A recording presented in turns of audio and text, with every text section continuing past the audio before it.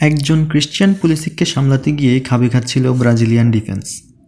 Brazilian ডিফেন্সের বেশ কিছু দুর্বলতা আজকে সামনে উঠে এলো। যে ব্রাজিলিয়ান ডিফেন্স আমরা ইংল্যান্ডের সাথে দেখেছিলাম, যে ব্রাজিলিয়ান ডিফেন্স আমরা স্পেনের সাথে দেখেছিলাম সাম্প্রতিক সময়, সে ব্রাজিলিয়ান ডিফেন্সকে এই ম্যাচে একদমই খুঁজে পাওয়া যায়নি। ইউএসএ প্রথম থেকেই লং রেঞ্জ শটে গোলের চেষ্টা করছিল।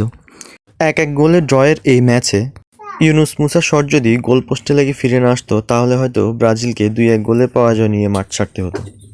অ্যালিসন বেকারকে একটি বড় ধন্যবাদ ডরিবল জুনিয়র দিতেই পারেন। ইউএসএ ফুটবলারদের বেশ কয়েকটি শট যদি অ্যালিসন বেকার অসাধারণ নৈপুণ্যে না ফেরাতেন, তাহলে হয়তো গোল ব্যবধান আরও অনেক বড় হতে পারত এবং পরাজয় লজ্জা নিয়ে হয়তো ব্রাজিলকে আজকে মাঠ ছাড়তে হতো। ফরওয়ার্ড লাইনআপে ভিনি রদ্রিগোরা প্রচুর পরিমাণ সুযোগ মিস করেছেন। 17 মিনিটে রদ্রিগো অসাধারণ নৈপুণ্যে ব্রাজিলকে 1-0 গোলে এগিয়ে দিলেও পরবর্তী সময় অনেকগুলো সুযোগ মিস করেছেন। ইউএসের গোল পোস্টে পারফেক্ট শটটা নেওয়ার মতো কাউকে খুঁজে পাওয়া যাচ্ছিল না। 17 মিনিটের সময় রদ্রিগোর গোলে পিছিয়ে পড়ার পর 26তম মিনিটে ক্রিশ্চিয়ান পুলিসিকের অসাধারণ গোলে ম্যাচের সমতায় ফেরে ইউএসএ।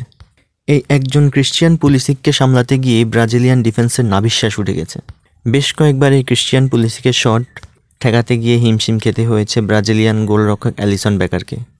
65তম মিনিটের সময় এনরিক মাঠে নামলেও ইউএসএ ডিফেন্ডাররা কড়া মার্কিংয়ে রেখেছিল এনরিককে, কারণ ইউএসএ ফুটবলাররা জানতো শেষ মুহূর্তে এসে এই এনরিকই ম্যাচের ভাগ্য নির্ধারণ করে দিতে পারে। ইউএসএর বল পসেশন ছিল মাত্র 39%। বল পসেশনে অনেক পিছিয়ে থাকলেও ব্রাজিলিয়ান গোল পোস্টে যে পরিমাণ ত্রাস ইউএসএ ফুটবলাররা সৃষ্টি করেছে, তা বল পসেশন দেখে বোঝার উপায় নেই।